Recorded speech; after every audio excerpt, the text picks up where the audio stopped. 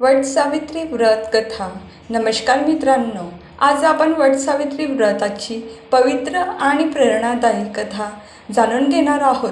हिंदू धर्मात वट सावित्री व्रताला विशेष महत्त्व आहे. हे व्रत विवाहित स्त्रिया आपल्या पतीचे दीर्घायुष्य, उत्तम आरोग्य आणि अखंड सौभाग्यासाठी श्रद्धेने करतात. या दिवशी वडाच्या झाडाची पूजा करून सावित्री आणि सत्यवान यांच्या अजरामर प्रेमाचे आणि पतिव्रतेचे स्मरण केले जाते. प्राचीन काळी मद्र देशात राजा अश्वपती नावाचा एक धर्मनिष्ठ, न्यायप्रिय आणि प्रजावत्सल राजा राज्य करीत होता. त्यांच्याकडे सर्व प्रकारचे वैभव असूनही त्यांना एकच दुःख होते, ते म्हणजे त्यांना संतती नव्हती. अनेक वर्षे त्यांनी देवी सावित्रीची कठोर उपासना, यज्ञ आणि तपश्चर्या केली. अखेर देवी त्यांच्या भक्तीवर प्रसन्न झाल्या आणि त्यांना कन्यारत्न प्राप्त झाले. देवीच्या कृपेने जन्म झाल्यामुळे त्या कन्येचे नाव सावित्री ठेवण्यात आले. सावित्री लहानपणापासूनच अत्यंत सुंदर, तेजस्वी, बुद्धिमान आणि धर्मपरायण होती. योग्य वय झाल्यावर तिच्या विवाहाचा विचार सुरू झाला. राजा अश्वपतीने तिला स्वतःसाठी योग्य वर निवडण्याची परवानगी दिली. अनेक राज्यात भ्रमण केल्यानंतर सावित्रीने सत्यवान नावाच्या राजपुत्राची निवड केली. सत्यवान हा अत्यंत गुणी, सत्यप्रिय आणि पराक्रमी होता.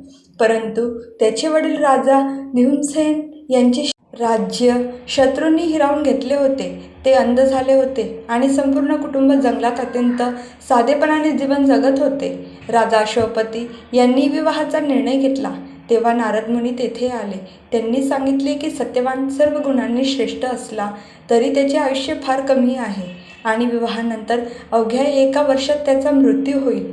हे ऐकून राजा अश्वपती अत्यंत चिंतेत पडले. त्यांनी सावित्रीला निर्णय बदलण्याचा सल्ला दिला, पण सावित्री ठामपणे म्हणाली, एकदा ज्याला मी माझा पती म्हणून स्वीकारले आहे त्याच्याशीच मी विवाह करीन. तिचा अढळ निर्धार पाहून विवाह संपन्न झाला. विवाहानंतर सावित्री आपल्या पतीची, सासू-सासऱ्यांची प्रेमाने आणि श्रद्धेने सेवा करू लागली. नारद मुनींनी सांगितलेला दिवस जसजसा जवळ येऊ लागला तसतशी सावित्रीने कठोर व्रत, उपवास, जप आणि भगवान शिवाची आराधना सुरू केली. अखेरीस तो दिवस उजाडला. सत्यवान रोजप्रमाणे जंगलात लाकूड तोडण्यासाठी गेला. सावित्रीही त्याच्यासोबत गेली. जंगलात लाकूड तोडत असताना अचानक सत्यवानाच्या डोक्यात असह्य वेदना सुरू झाल्या. तो सावित्रीच्या मांडीवर डोके ठेवून झोपला आणि काही क्षणातच त्याचे प्राण निघून गेले.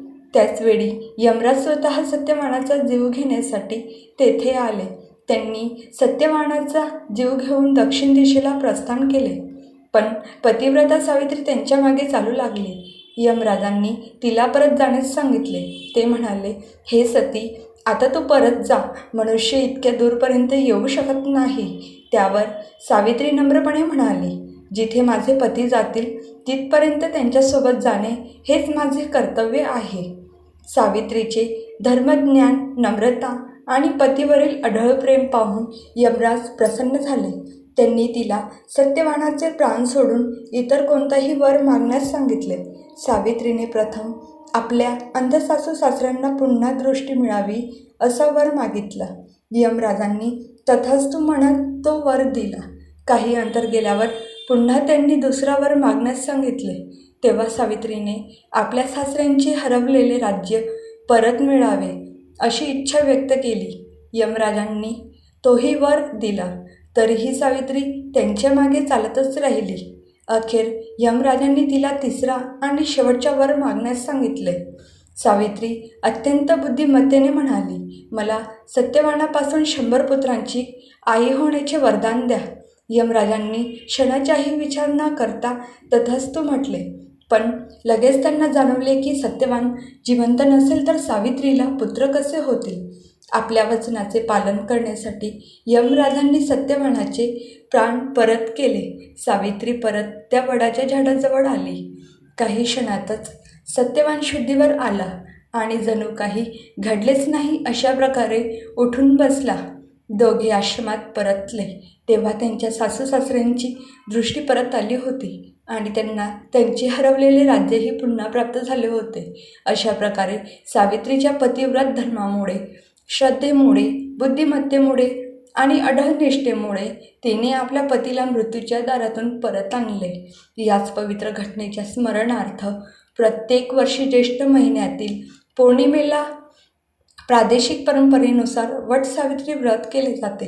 विवाहित स्त्रिया वडाच्या झाडाची पूजा करतात, त्याला पवित्र दोरा गुंडाळतात आणि सावित्रीप्रमाणे आपल्या पतीला दीर्घायुष्य, उत्तम आरोग्य, सुख समृद्धी आणि अखंड सौभाग्य लाभावे अशी मनोभावे प्रार्थना करतात. ओम नमः शिवाय. व्हिडिओ आवडल्यास लाईक करा, शेअर करा आणि अशा धार्मिक माहितीसाठी चॅनलला नक्की सबस्क्राईब करा.